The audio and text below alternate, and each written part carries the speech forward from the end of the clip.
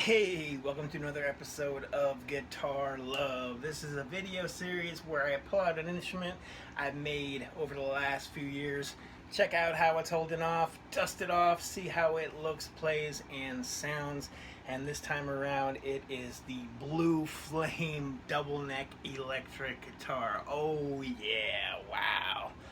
Oh man, I made this guitar about a year and a half ago, and I think it turned out absolutely amazing. I'll show you all the finer details, but briefly, it's got a volume knob for both necks. The bottom neck I usually tune to E standard. I've got EMG 81 in the bridge. Very cool headstock design.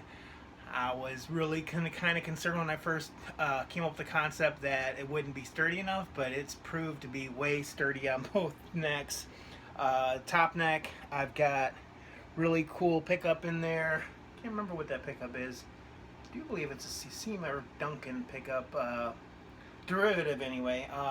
But usually I have when I make double necks, I've made several, and I usually have the top neck to E flat.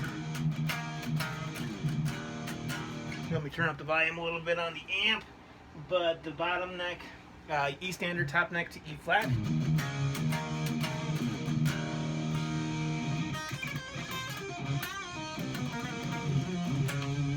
Both necks very shreddable, very shred neck, three-way selector switch.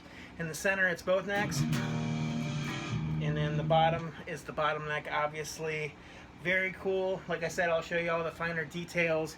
For this particular guitar, I figured it'd be cool to do some Metallica, Jump in the Fire for the playing demonstration on the bottom neck. And let's give that a go, and then I'll definitely show you all the great stuff about this guitar in a little bit. Check this out.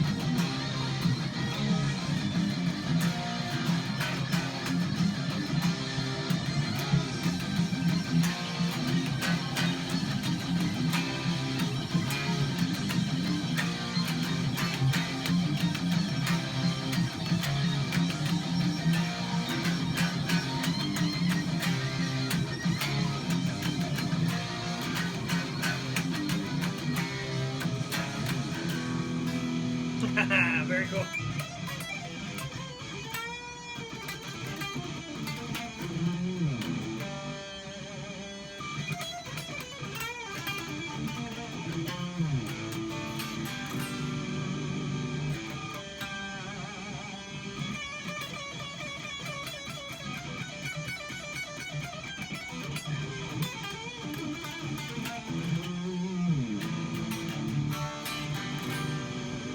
Then the top neck.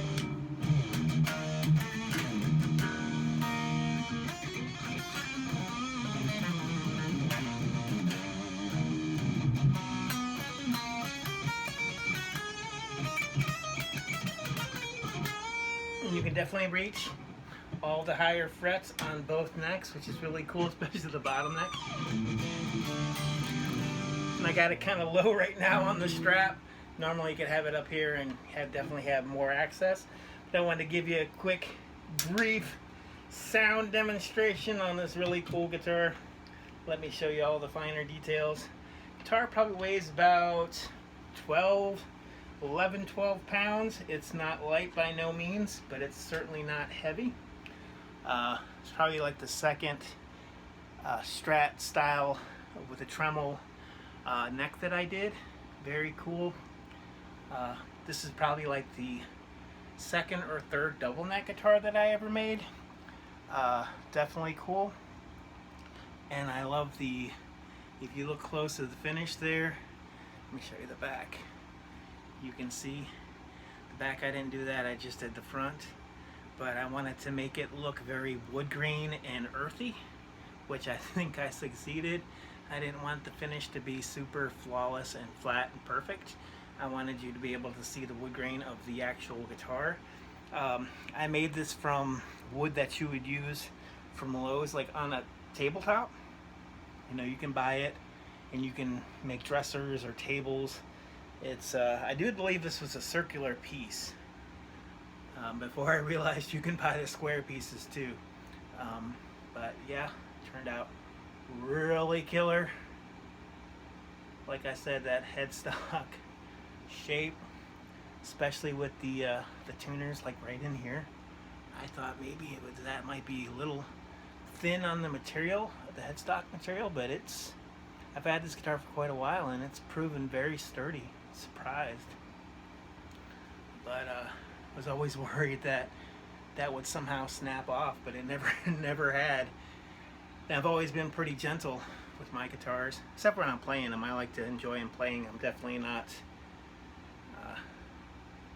really ginger with them when I'm playing them. I do kind of get into it and thrash out and rock out and metal on a lot of my guitars, but because I want to enjoy them. But yeah, thanks again for watching another episode of Guitar Love. Got so many more guitars to show you, so stay tuned. Very cool guitar this time. The Blue Flame double neck electric guitar. Very cool. Oh, and you know, stop and tailpiece on the top bridge, and then the very cool. And it's not countersunk, it's floating right on top, and the action on both necks is just incredible. So, all right, and we will definitely see you on the next one. And I think the strap button placement was good, the back of the neck plate, and then right there.